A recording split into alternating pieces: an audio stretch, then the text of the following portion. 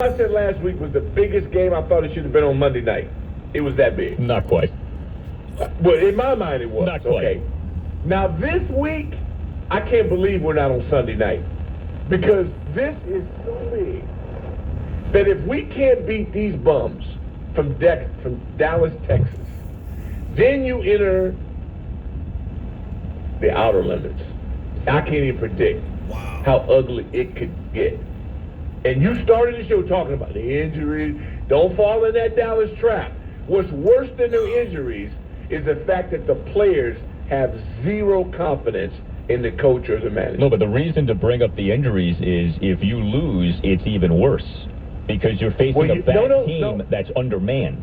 A horrible team. A horrible team. Damn. Okay? You just played a bad team, and you didn't beat them. Now you have a horrible team coming to your backyard.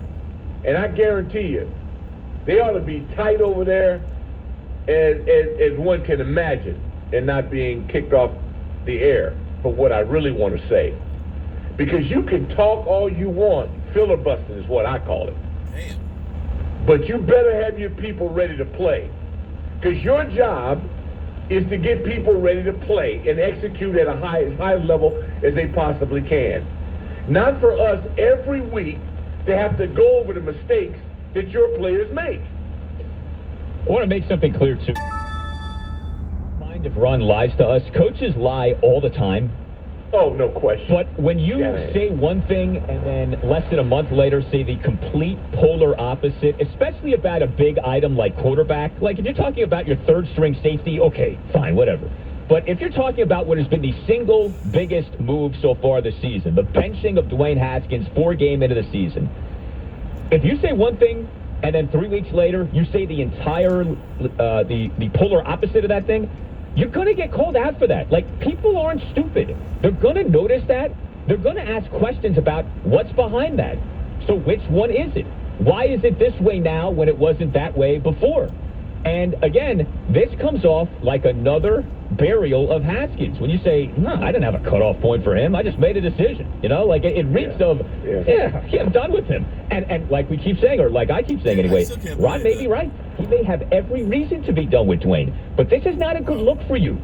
If you're consistent, if you're always saying the same thing and you're abiding by like certain principles, certain tenets, at least you can say, you know what, he's been consistent with that. I may not always agree with it, but he said throughout this whole process, this is why I'm doing what I'm doing. And he's not now with this. And that's what I don't get. And this is a guy, right, he was supposed to be about discipline. You know, you talk about these press conferences. Remember in the offseason, he would talk about... All right, so you hear what they're saying about us. Right? This is Doc Walker, and Doc Walker don't hold no punches. You know, I hate the Redskins, the Washington team. I'll never get that crap right. But basically, he's saying we are superior to that splintered locker room, that garbage heap Dallas Cowboys team. Is it hard to argue with that, though? It's actually, I mean,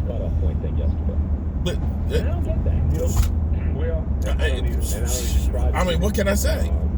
Until we show differently, he's 100% right. And anybody that thinks that we just going to win this game on Sunday, you better wake up because we stink. We stink. And we are hurt. We are undermanned. We literally don't have our leader. You know, it's amazing to me now how people realize, you know, maybe Dak Prescott was a lot better than we thought because he has been completely Romicized. That's going to be my new term, Romicized, because people didn't appreciate Tony Romo. They didn't, right? I didn't like Tony Romo too. Well, yeah, but you know what? Without Tony Romo, we saw what happened in 2015, didn't we? We won 4 games. 4 games, and he was in 3 of them. And he never got his credit. Now, maybe that was just first game jitters for Andy Dalton, and all of a sudden, this week he plays like world beater. I don't know. I'm just saying. But right now, you look at it, you look at how the locker room is right now, without Dak Prescott, you look at when Dak came in to say, hey, man, I still have my leg and everything, how it brightened up the locker room. And I'm just sitting here mystified because even if you felt this, I still don't understand why he said this. That Mike McCarthy came in and said that we had the best week of practice, that we thought we were prepared. Then to me, that tells me you don't know what the hell is going on then. Because we talking about practice. How can you be prepared if you don't practice on Friday? Then that's another one of those ones. That's It's what I like think that's what right a lot of now in the age of COVID, you need as much practice as you I think can. that's what a lot of it is on practicing though. And I'm the owner. Wow. I've got somebody to me. I don't want anybody Wow. Let's get back. on my side as a favorite. I want it almost like your kids. There is no favorite. There's all equal. Give me the real deal. Somebody's got to check him. You don't have a general manager. He's doing everything himself. He's a czar. So if he's wrong, guess what? Everybody gets hosed because there's no way out of it. Now you've got this bumbling press conference deal that you have highlighted excellently. You've highlighted it, but you know deep down inside, it's an embarrassment. Yeah, it's not good. I'm telling you, not right at now, all. It's not good. Not at all. And if they had the right structure over there, then they can have a meeting and say, "Look, dude, seriously, all back. Hey, man, love you like a brother, okay? But let's let Johnny over here handle that from now on. You stick to football.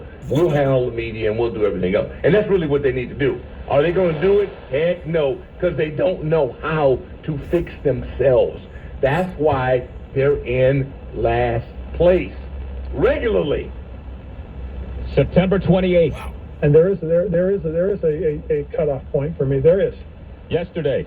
I didn't have a cutoff point for Dwayne Haskins. When Okay. You're sick. 301. You're sick.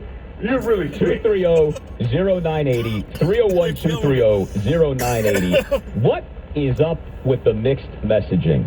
Where is this coming from? Why is this happening? What do you make of it? This is strange. It's bizarre.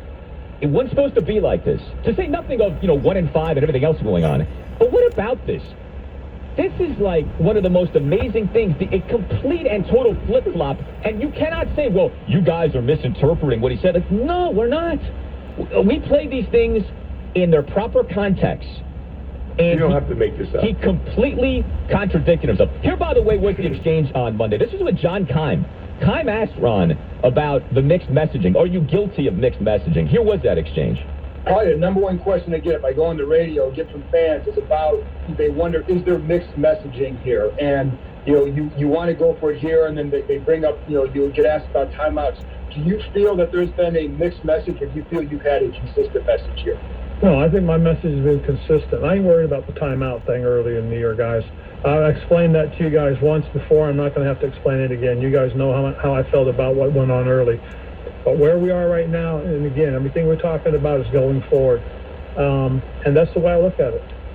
Again, when you have to be asked about your messaging. All right, so just to be clear, that team right there that is in purgatory, the Nameless Wonders, literally say, we suck, and if you don't win against them, take that to heart. Understand, they strapping up. They coming out to play for something. And don't underestimate these mother humpers.